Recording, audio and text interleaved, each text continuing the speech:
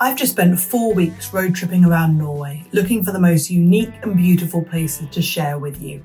In this video, I'm sharing my top 10 tips for a Norway road trip and how to turn your adventure from good to unforgettable. I'll be sharing essential and practical things you need to know, like navigating the tolls and ferries, seeing the northern lights, eating out, getting fuel and LPG, how to pay for things, and the best times to visit. Are you ready? Let's dive on it.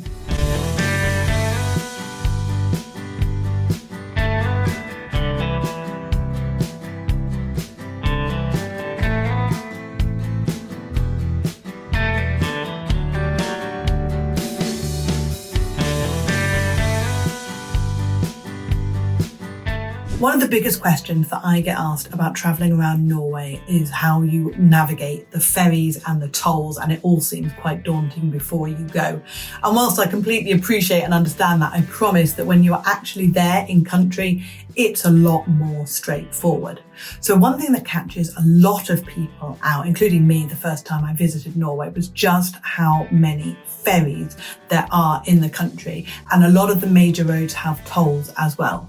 Now, before you go, you need to register your vehicle on the AutoPass system, and you do that by choosing one of the companies that are affiliated with it.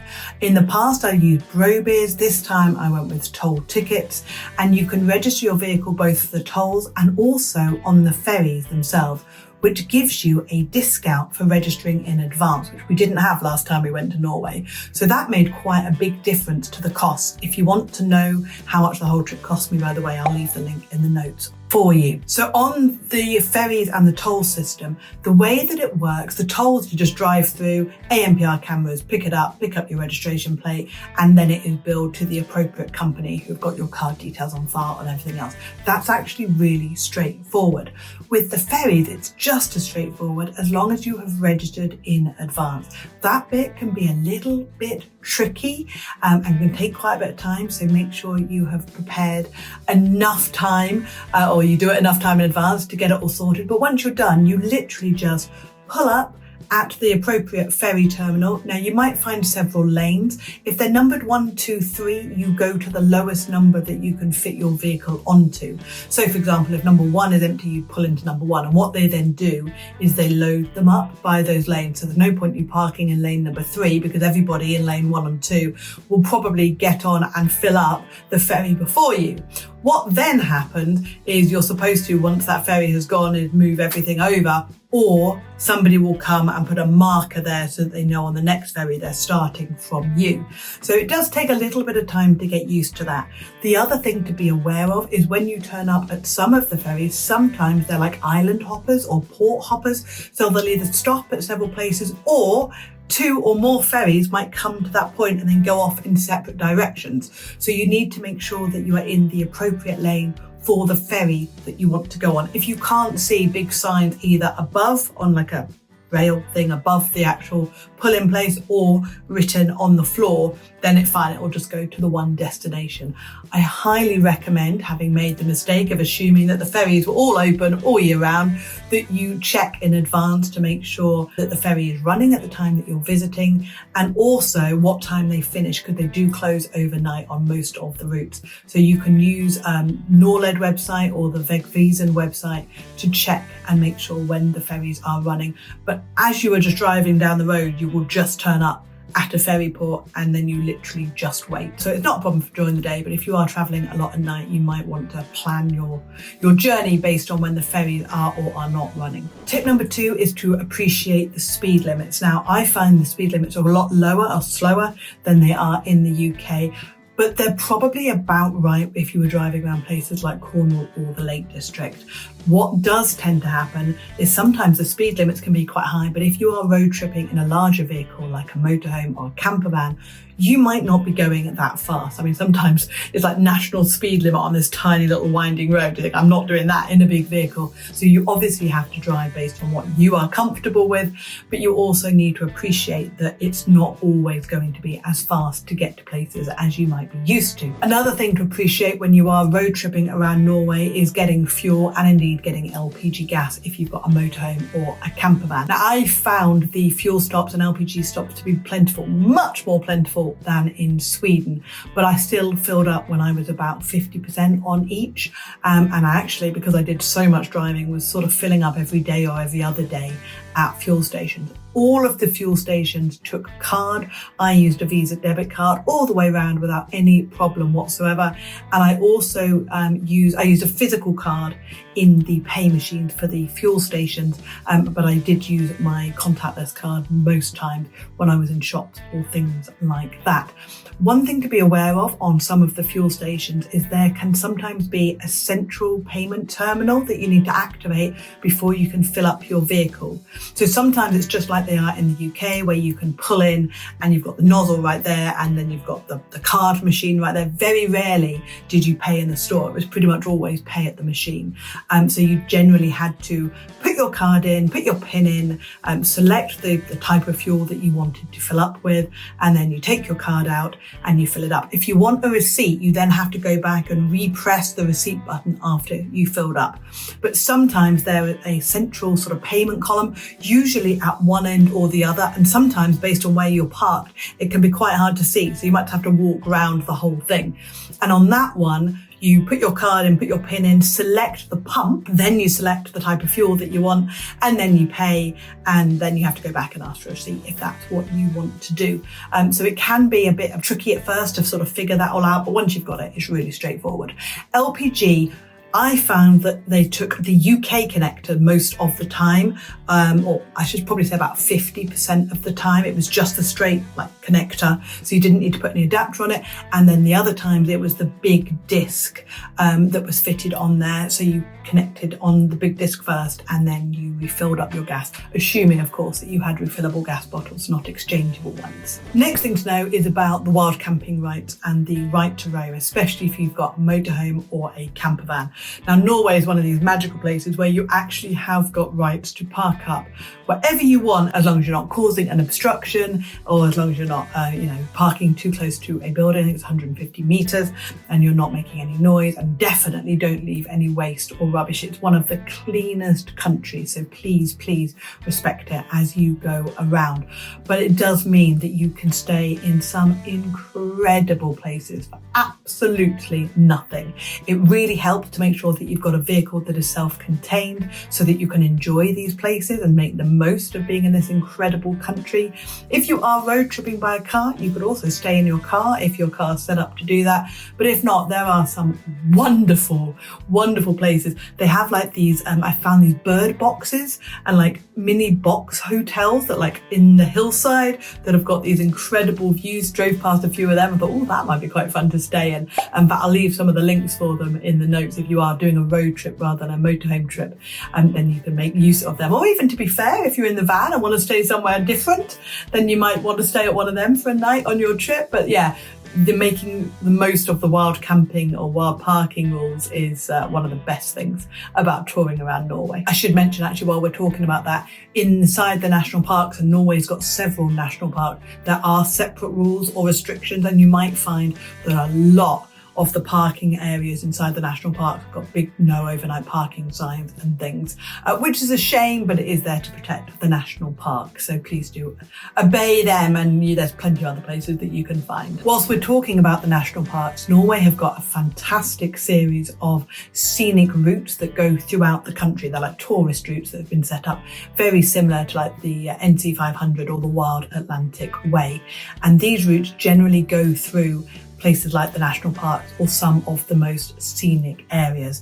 A couple of my favourite ones that I visited were obviously the Atlantic Road, which is actually quite short. I was surprised by how short it was, but just the scenery was magnificent. Another one that I really enjoyed was Blue Mountains, the Rondane, however you pronounce that, national park. That was fantastic.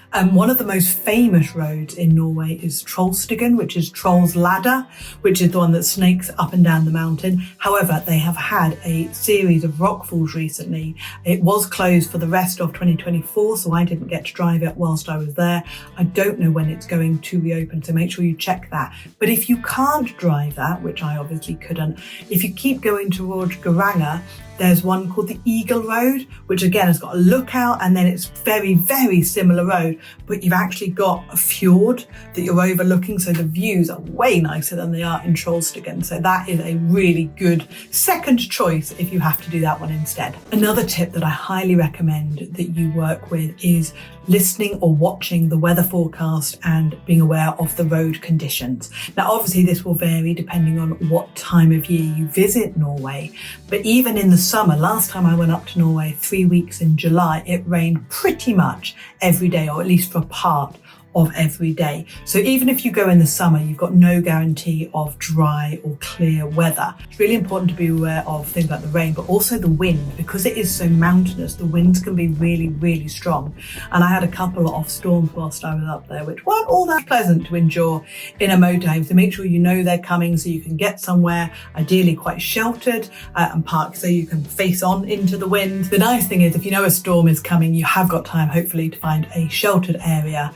Hopefully away from the wind, you can park into the wind and you can get yourself all set up before it hits. That leads me very nicely on actually to the best time to visit Norway, and depends a lot on what it is you want to achieve.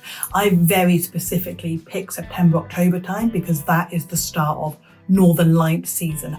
Obviously, to see the Northern Lights, it needs to get dark enough to see the Northern Lights, and it only really starts to get dark enough sort of in September coming into October, and then all the way through until about April is the best time to see them. Once you hit sort of the main summer period, you get things like the midsummer sun, which is incredible. I was lucky enough to experience that when I was up in Iceland last year, and actually the sun doesn't really set, which means you get loads of time to explore and to do your driving and everything else, but you won't be able to see the Northern Lights. So it does very much depend on what you want to achieve or see when you're over there.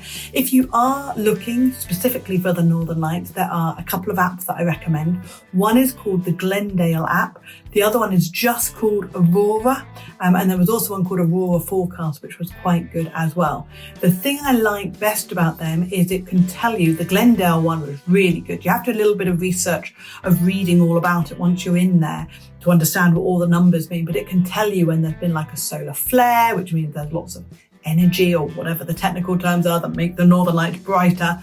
But it can tell you when that's happening. It can tell you when they're expecting good Northern Lights. And also you'll tend to find that a lot of the good displays happen in the middle of the night, sort of 1 o'clock to 4 o'clock, right in the middle of the night. Unless you are crazy, which I was a couple of nights, and stay up just hoping that they might happen. The best way to know that they're happening is to use the alerts on the apps. So you can actually, they'll beep and they'll tell you Northern Lights is coming. Now, if like me, you go to sleep with your headphones in or something like that, if you're listening to Calm or an audiobook or something, it will actually break through and you can set the beep to be quite loud, even if you're on sleep mode. So you can actually know that the Northern Lights are happening and above you. The other nice thing I like on one of the apps, I think it's the Glendale app, you can actually see when people have seen it. So I was actually up in Norway, or Sweden I think it was, couldn't see the Northern Lights at all, and everyone in the UK was like, oh, I've got the Northern Lights, this is amazing. I was like, oh, that's rubbish. But it did get much better and I was able to enjoy them for lots afterwards, so it was worth it in the end. So let's talk about shopping and eating out and alcohol, to be fair. Now, food is expensive up in Norway. There's no getting around that. It is the equivalent of your basic stuff is probably the equivalent of shopping at Marks and Spencer's, and then the nicer stuff is up from there. It is very expensive, but you can make the cost of traveling in Norway a little bit cheaper. One, if you are traveling with your own cooker, like you would in a motorhome or a camper van, then obviously eating in your own vehicle is going to save you a lot of money. The things that seem to cost the most are alcohol. Surprise, surprise, they've got big tax on alcohol. Also be aware that their drink driving laws are way lower than the UK. So whilst you could possibly have a glass or a pint and then drive in the UK, you definitely can't in Norway. So make make sure you don't fall foul of that. You also need to be aware that you can only buy alcohol from very controlled outlets. Cool, I'm going to read this to make sure I get it right. Vinmonopole, and that's a state-run shop. It's got limited opening hours, and that's where you can get wine and beer from.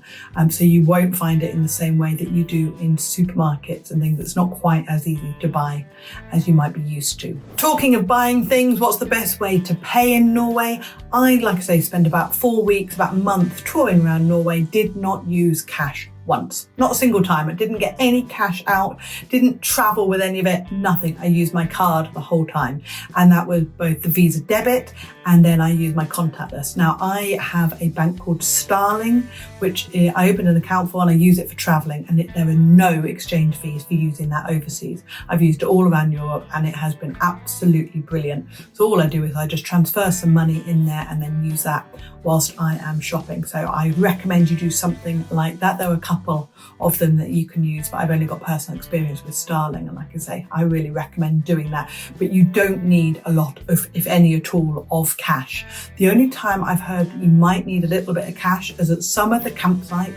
They have coin operated showers. Now, if the reception is open, then you can obviously get tokens or the coins from the reception and you'll be able to buy them using your card. They're very, very friendly and quite accommodating people, especially in sort of touristy areas like campsites and things. But if you aren't visiting when the receptions are open, you might not be able to use the showers if you don't have coins. So you might want to think about that. One thing I did was if I needed to use campsites, which I didn't use all that often, was I just went with the ones that have got like free or included showers, or where it says you can use cards.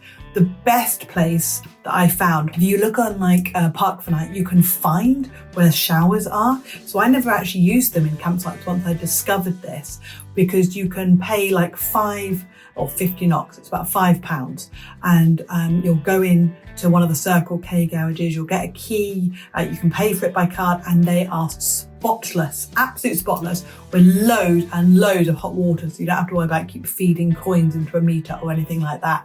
And then they also had a couple of hiking cabins, which you could do exactly the same thing. So you could pay with your card, select the shower you wanted, and then you just got hot water. It was brilliant, absolutely brilliant. So if you are traveling around by motorhome or camper van and don't really want to worry about campsites too much, that's a great way of getting showers on your vehicle. Now, campsite and facilities are going to be pretty much what you're used to in the UK. All the ones I stayed at were lovely, even in sort of outside peak season. Sometimes they weren't even open as proper campsites. They were just there as like airs or parking spaces. Sometimes they had a guy that came around, or a person, I should say, I wasn't with a male, but a person that came around between like 6 and 7 p.m, which I found quite annoying, because if you wanted to go out exploring or you wanted to go out for dinner or something like that, you had to make sure that you were there on site between whatever time they were coming around to pay. So it's a little bit restricting on what you might want to do. But overall, the facilities and the number of places that you could stay was fantastic. You really can't fault Norway for the facilities that it puts in for motorhomers or camper vanners. So that's it, my 10 essential trips for road tripping around Norway. I hope you found it useful. I mentioned several links and things in the video. I will leave all of that in the show description for you. And I'll also include the link to the breakdown on how much the entire trip cost me. Spoiler, it was not cheap. If you'd like to know more about mistakes to avoid when you visit Norway on your road trip, you'll find my next video really helpful. If it has not already been released yet, make sure you're subscribed and you click the little notification bell. That will tell you when the video does get released. As always, thank you for watching, and I'll see you on the next video. Take care. Bye.